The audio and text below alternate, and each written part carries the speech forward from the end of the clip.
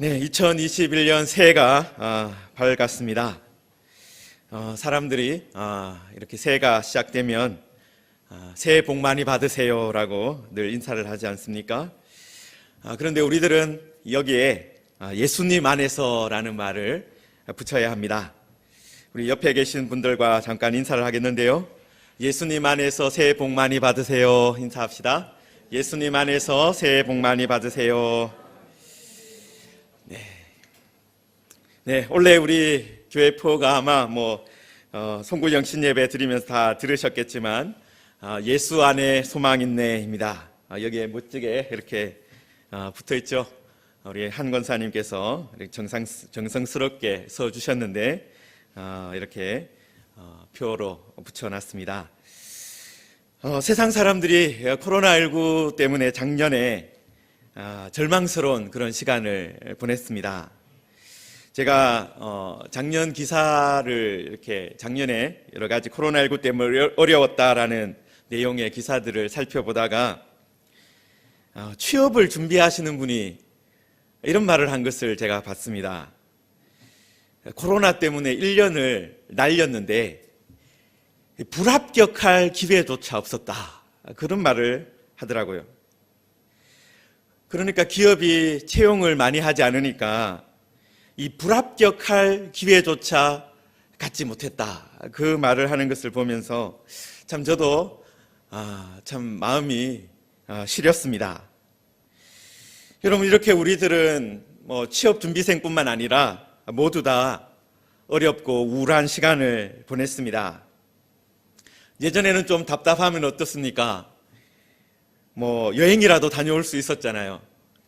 돈이 좀 있고 시간이 좀 있으면 해외라도 다녀올 수 있었고, 돈과 시간이 좀 부족하면 국내 어디든지 잠깐이라도 바람을 쐬고 올 수 있었습니다. 그런데 지금은 어떻습니까? 그런 것들이 다 막혀 있는 그런 상태잖아요.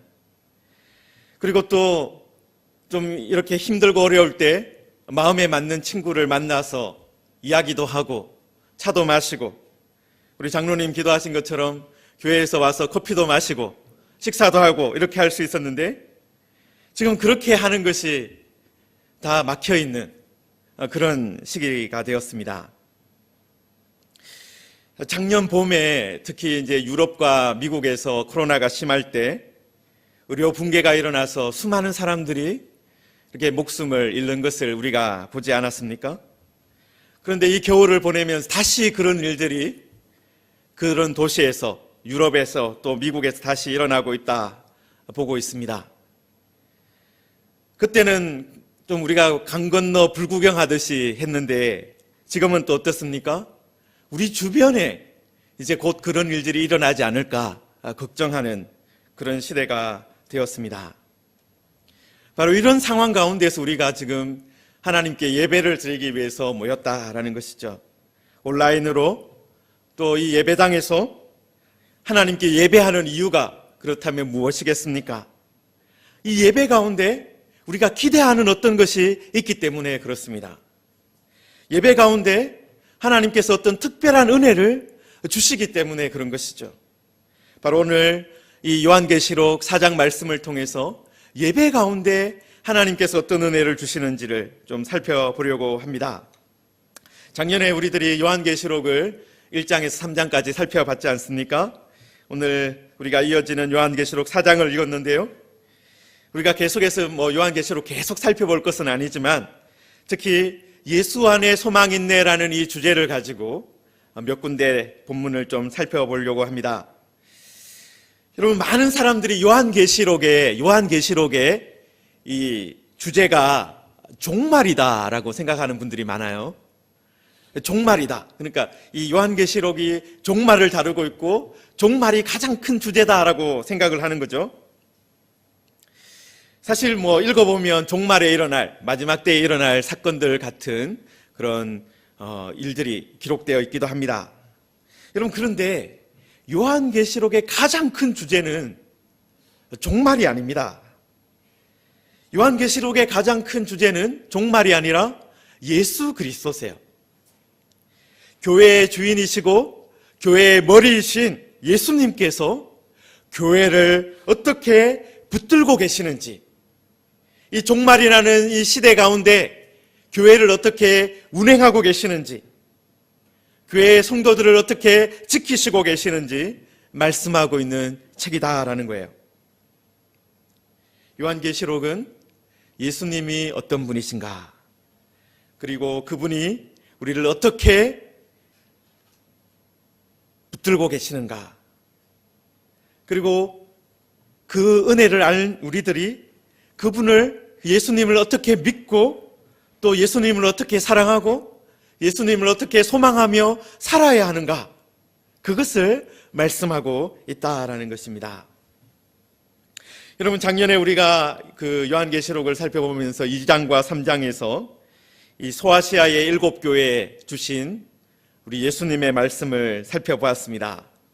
여러분, 그런데 그 7교회가 다 어떤 상황 가운데 있었습니까? 편하고 좋은 상황 가운데 있었습니까? 그렇지 않습니다. 7교회 모두가 위기 가운데 있었어요. 어떤 교회는 이단 때문에 위기를 겪고 있었습니다. 어떤 교회는 주변의 박해 때문에, 유대인들의 박해도 있었고 아니면 이방인들의 박해도 있었어요. 그런 박해 때문에 어려움을 겪고 있었습니다. 여러분, 요한계시록이 기록될 때 교회가 이 로마 제국이라는 그런 그릇 안에 담겨 있지 않았습니까?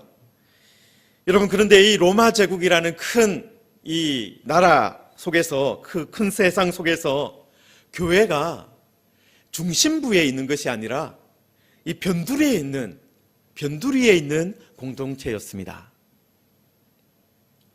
로마 제국이 이 교회를 인정해 주지도 않았어요.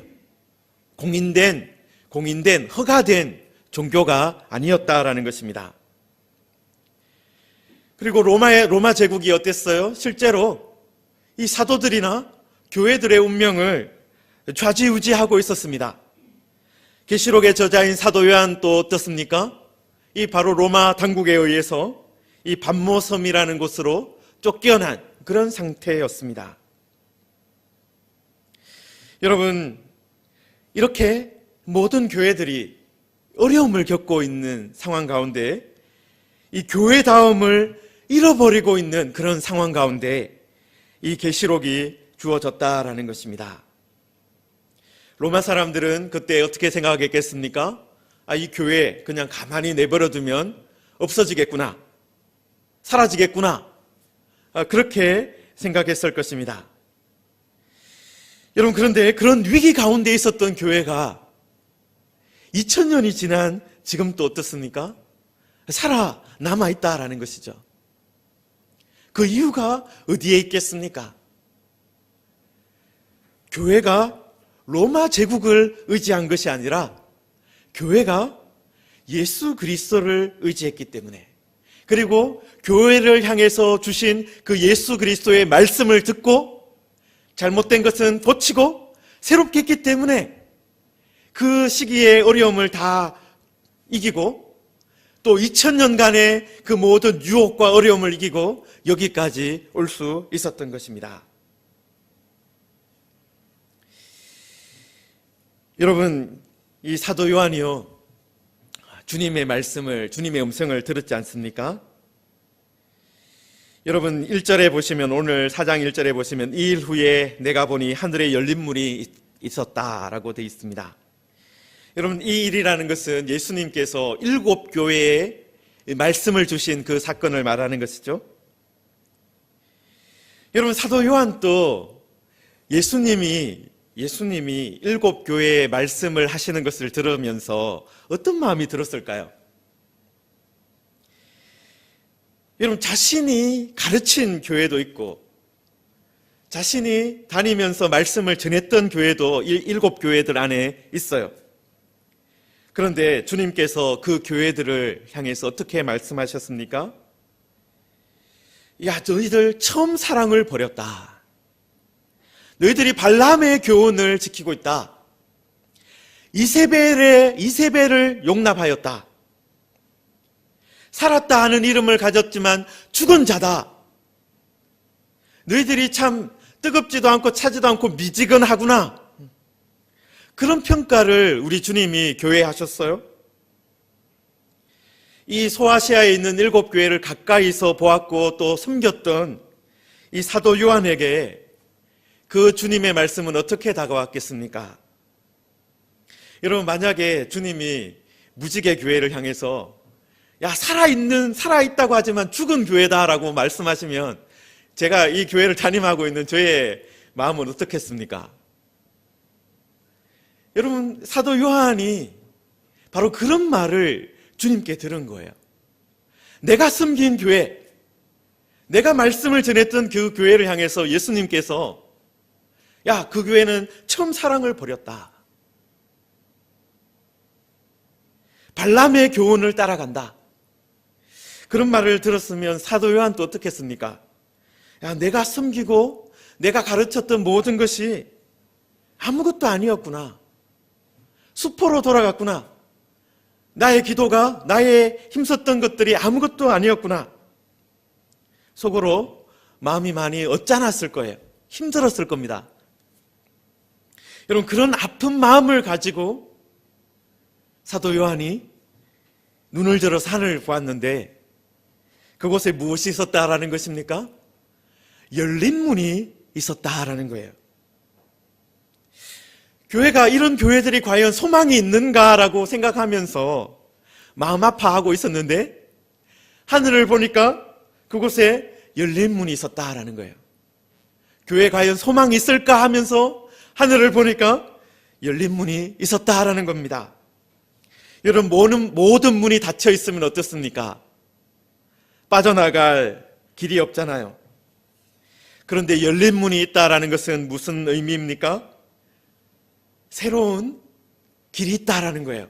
저 문을 통과해서 나가면 새로운 방이 열릴 것이고 새로운 방이 있을 것이고 어떤 새로운 환경이 열린다라는 거예요.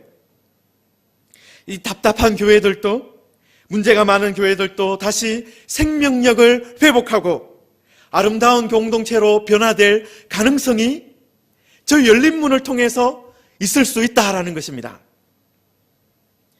사랑하는 성도 여러분, 우리들도 어떤 사람들입니까? 이 하늘의 열린 문을 통해서 모든 것을 보는 사람들입니다. 교회를 볼 때도, 옆에 있는 사람들을 볼 때도 바로 이 하늘의 열린 문을 통해서 바라보는 거예요. 여러분, 사람들은 교회를 향해서 또 우리 성도들을 향해서 절망적인 이야기를 합니다. 교회가 이제 시대에 뒤떨어졌다. 시대의 민폐가 되었다. 여러분, 그런 말을 하는 이유가 무엇입니까? 세상 사람들은 하늘에 열린 문이 있다라는 것을 보지 못했기 때문이에요. 세상 사람들은 말씀을 펼쳐서 그 안에 하나님의 열린 문이 있다라는 것을 알지 못하기 때문에 그런 말을 하는 겁니다. 하나님은, 그리고 하나님이 주신 우리 성경 말씀에는 무엇이 있습니까? 이 하늘에 열린 문이 있다라고 말씀합니다. 이 열린 문을 통해서 다시 하나님의 은혜가 공급될 것입니다. 이 열린 문을 통해서 천국의 소망이 회복될 것이다 라는 거예요. 하나님의 다스림이 온전히 회복될 것이다. 그것을 우리에게 보여주는 것입니다. 여러분, 요한이 이 열린 문을 통해서 이리로 올라오라, 이후에 마땅히 일어날 일을 내가 내게 보이겠다, 그 말씀을 듣고 올라갑니다. 여러분, 그 위에 올라가서 무엇을 보았습니까? 2절에 요한이 가장 먼저 본 것이 무엇입니까? 보라, 하늘에 보좌를 베풀었고 그 보좌 위에 앉으신 이가 계시는데, 여러분, 요한이 가장 먼저 본 것은 하나님께서 보좌에 앉아 계시는 것을 보았어요. 여러분, 성경에서 가장 계속해서 말씀하시는 것, 계속해서 반복해서 가르치는 그 주제가 무엇입니까? 하나님이 왕이시다라는 거예요. 하나님이 모든 것을 만드시고 모든 것을 주관하시고 모든 것을 통치하고 모든 것을 지금 또 붙들고 계시다라는 겁니다. 여러분, 그런데 문제가 무엇입니까? 이 땅에 사는 사람들이 그 하늘의 보좌를 잘 보지 못하는 거예요. 우리 눈에는 세상의 권력자들이 잘 보입니다. 세상의 모든 일들이 어떤 권력을 가진 사람들, 돈의 힘을 가지고 있는 사람들, 아니면 정치적인 힘을 가진 사람들, 그런 사람들에 의해서 좌우되는 것, 그것을 우리들이 보고 있습니다. 여러분, 그런데 요즘에 보면 또 어떻습니까? 이 세상의 권력자들이 돈을 가지고 있고 또 정치적인 힘을 가지고 있는 권력자들도 참 아무것도 아니구나라는 것을 또 우리가 보지 않습니까? 이 코로나19 바이러스에 대통령도 걸려요. 총리도 걸립니다. 세상에서 가장 어떻게 보면 안전하게 살 것 같은 사람들도 경호원들에 의해서 겹겹이 둘러싸여 있던 그 대통령이나 미국의 대통령이나 영국의 총리도 바이러스를 막지 못하는 거예요.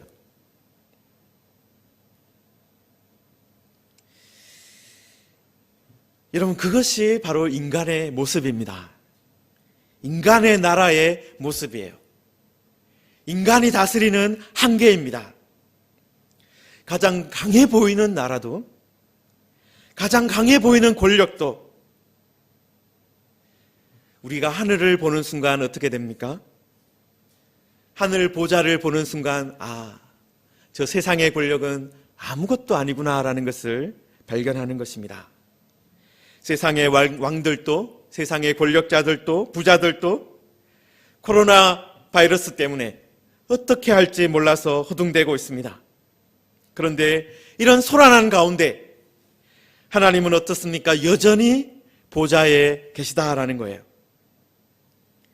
하나님이 계시다. 하나님이 보좌에 앉아 계신다. 하나님이 여전히 다스리신다. 하늘에 쿠데타가 일어나서 하늘 보좌가 비어서 이런 일들이 일어나는 것이 아니다라는 거예요. 여러분, 초대교회 사람들도 어떻겠습니까? 하나님께서 다스린다면 이 이단들이 싹 다 죽어야 되는 거 아니냐? 교회를 핍박하는 이 로마 제국이 무너져야 되는 거 아니냐? 그렇게 생각했을 수도 있어요. 여러분, 그런데 그런 세상의 권력자들이 힘을 쓰는 것을 보면서 힘들어하고 있으면서, 그런데 다시 한 번 더 말씀을 보니까 어떤 것이 기록되어 있는 거예요? 하늘 보좌에 하나님께서 여전히 계시고 하나님이 여전히 모든 것을 다스린다라는 거예요. 여러분, 그리고 사도 요한이 보좌를 좀 더 자세히 보니까 그 주변에 무엇을 보았습니까? 3절부터 보시면 그 보좌가 보석들로 꾸며져 있는 것을 보았습니다. 또 그 보좌 주위로 24보좌들이 더 놓여져 있는 것을 보았습니다. 또 24장로들도 거기에 앉아서 흰옷을 입고 있고 금관을 쓰고 있는 것을 보았어요. 또 보좌에서 번개와 음성과 우레소리가 나는 것을 보았습니다. 그 보좌 앞에 7 등불이 켜져 있는 것, 성령께서 계시는 것을 보았고 수정과 같은 유리바다가 그 앞에 펼쳐져 있는 것을 보았습니다. 또 보좌 주위에 눈들이 가득한 내생물이 있는 것도 보았어요. 여러분, 이것은 다 환상입니다. 환상. 그리고 환상의 언어예요. 우리가 이 환상에 대해서, 이 사도 요한이 보았던 이 내용에 대해서 하나하나 자세하게 어떤 설명을 시도할 수 있습니다. 여러분, 그런데 제가 오늘 그렇게 하려고 하는 것이 아니고요, 이 모든 것을 통해서 사도 요한이 크게 이야기하고 싶어 하는 것이 무엇인지 살펴보려고 하는 겁니다. 여러분, 사도 요한이 지금 이야기하는 것은 무엇냐 하면요, 로마 제국과 로마 제국의 황제가 앉아있는 그 보좌가 아주 화려해 보이고 대단해 보이고 정말 영광이 가득 차 있는 것처럼 보이지만 하나님 나라와 하나님의 다스림과 하나님의 보좌에 비하면 그것은 아무것도 아니다라는 말을 지금 하고 있는 것입니다. 하늘의 보좌와 그곳에 앉으신 하나님에 비하면 세상의 보좌들, 세상의 권력자들, 세상의 왕들은 아무것도 아니다라는 것을 말하고 있는 거예요. 여러분, 마지막에 보시면 특히 천상에 기이한 네 생물들이 있었습니다. 사자 같은 생물도 있었고, 송아지 같거나 또 사람의 얼굴 같거나 독수리 같은 모습을 하고 있는 생물들이 있었습니다. 여러분, 이 생물들이 6날개를 가졌고 또 눈들이 가득한 그런 특별한 생물들이었습니다. 세상의 어떤 것과도 비교할 수 없는 그런 생물들이죠. 여러분, 그런데 그 존재들이 무엇을 하고 있습니까? 밤낮 쉬지 않고 거룩하다, 거룩하다, 거룩하다. 주 하나님 곧 전능하신 이여, 전에도 계셨고 이제도 계시고 장차 오실 이시라. 이 노래를 부르고 있어요. 여러분, 로마 시대에 아니면 그 고대 시대에 왕궁을 우리가 방문할 기회를, 타임머신을 타고 이 방문할 기회를 가지게 된다면 우리가 그곳에서 어떤 특별한 광경들을 보게 될 거예요. 어떤 광경이냐면요, 이국적인 동물들이 있는 것을 보게 될 겁니다. 코끼리를 키우고 공작을 키우고 원숭이라든지 희귀한 새들을 키우는 것을 보게 될 겁니다. 여러분, 왕들이, 그 당시의 왕들이 이런 특이한 동물들, 그런 것들을 궁전에 이렇게 모아놓고 키운 이유가 있었어요. 그런 것을 통해서 무엇을 자랑하는 거예요? 자신의 권세를 자랑하는 거예요. 내가 이런 희한한 이 동물들도 키울 정도의 능력이 있다. 그것을 과시하는 겁니다. 여러분, 그런데 하늘의 궁전에 어떤 것이 있는 거예요? 상상할 수 없는 특별한 생물들이 있는 거예요. 그리고 그것들이 무엇을 하고 있는 것입니까? 하나님께 영광과 존귀와 감사를 끊임없이 돌리고 있는 거예요. 로마의 궁전과 세상의 어떤 궁전에서도 볼 수 없는 그런 일들이 하나님의 궁정에서 벌어지고 있는 것입니다. 여러분, 그런 일들이 벌어지고 있을 때 하나님 앞에 있었던 24장로들이 무엇을 하고 있습니까? 여러분, 10절에 보시면은 24장로들이 보좌에 앉으신 이 앞에 엎드려 세세토록 살아계시는 이에게 경배하고 자기의 관을 보좌 앞에 드리며 라고 했어요. 여러분, 여기에 있는 24장로들은 신구약에 등장하는 모든 성도들을 대표하는 사람들입니다. 그런데 이들이 어떻게 하고 있다는 거예요? 하나님 앞에 엎드려 경배하고 있습니다. 여러분, 그런데 이들이 하는 행동 중에 우리가 특히 주목해서 봐야 될 행동이 하나 있습니다. 엎드려 경배를 하는데 그것으로 끝나는 것이 아니라 자기의 관을 보좌 앞에 드리며 라고 했어요. 여러분, 관이라는 것은 이 면류관 같은 것이죠. 이 머리에 쓰고 있는 것입니다. 자신의 지위와 자신의 권위와 능력을 상징하는 그런 것입니다. 내가 이런 사람이다 라는 것을 보여주는 그런 상징하는 것이죠. 내가 어떤 사람인 것을 보여주는 것이 바로 관입니다. 그런데 이 하늘에서는 24장로들이 어떻게 하고 있는 거예요? 모든 성도들의 대표라고 할 수 있는 24장로들이 자신들의 그 면류관을 벗어서 보좌 앞에 드리고 있다라는 거예요. 성도 여러분, 우리가 하나님을 만나면 가장 먼저 하게 될 것이 무엇이겠습니까? 우리도 이 24장로들처럼 엎드려 경배할 거예요. 여러분, 그런데 그것에서 끝나는 것이 아닙니다. 우리의 예배의 중심과 초점이 무엇이 되어야 합니까? 우리가 관을 벗어서 그 주님께 드리는 거예요. 내가 왕이 아닙니다. 내가 주인이 아닙니다. 내가 명령하는 자가 아닙니다. 내가 모든 것을 주관하는 사람이 아닙니다. 바로 주님이 왕이십니다. 예수님이 주인이십니다. 하나님이 명령하시는 분이십니다. 하나님이 명령하시면 제가 듣겠습니다. 여러분, 그것이 바로 예배예요. 여러분, 이런 예배가 드려질 때 우리에게 소망이 있는 것입니다.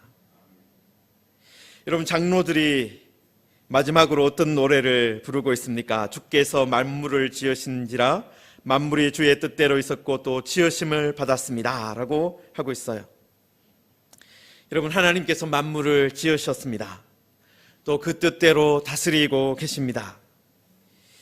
여러분, 인간이 아무리 힘쓰고 애써도 작은 바이러스 하나 통제하지 못합니다.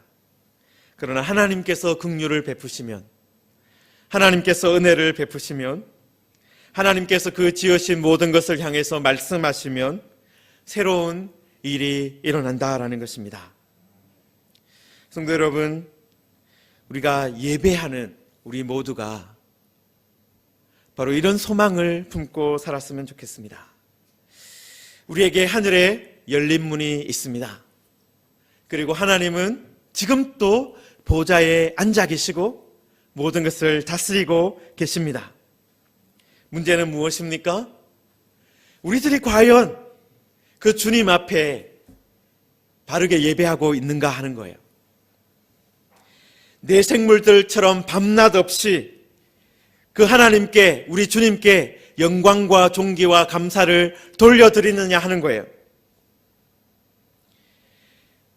24장로들처럼 과연 우리의 관을 벗어서 주님께 드리고 있느냐 하는 것입니다. 우리가 여전히 내가 왕이다, 내가 하고 싶은 대로 하면서 살 거다, 그러면서 자기의 관을 계속 쓰고 있으면 어떻게 되겠습니까? 진정한 예배가 드려지지 않는 것입니다. 그리고 우리가 내가 스스로 왕인 것처럼 행동할 때 하나님은 야, 네가 한번 해봐라, 네가 알아서 다 해봐라, 그러면서 오히려 우리가 하나님의 다스림 밖에서 고통하는 그런 시대를 당하게 될 것입니다. 사랑하는 성도 여러분, 우리들은 오늘 말씀을 통해서 하늘에 열린 문이 있고 또 우리 성도들이 해야 할 일은 다른 것이 아니라 그 보좌 앞에 나아가서 정말 우리의 관을 벗어드리는 우리 주님만이 왕이십니다. 우리가 주님께 다스림을 받겠습니다. 주님만을 섬기며 살겠습니다. 여러분, 그것을 고백하며 살아갈 때 하나님께서 우리를 지키시고 우리를 다스려 주시고 이 새해에도 우리를 인도해 주시는 것을 경험하게 될 것입니다. 우리에게 하늘에 열린 문이 있다라는 것을 기억하시고 또 예수 안에 소망이 있다라는 것을 기억하시고 살아가는 우리 모두가 되기를 주님의 이름으로 축원합니다.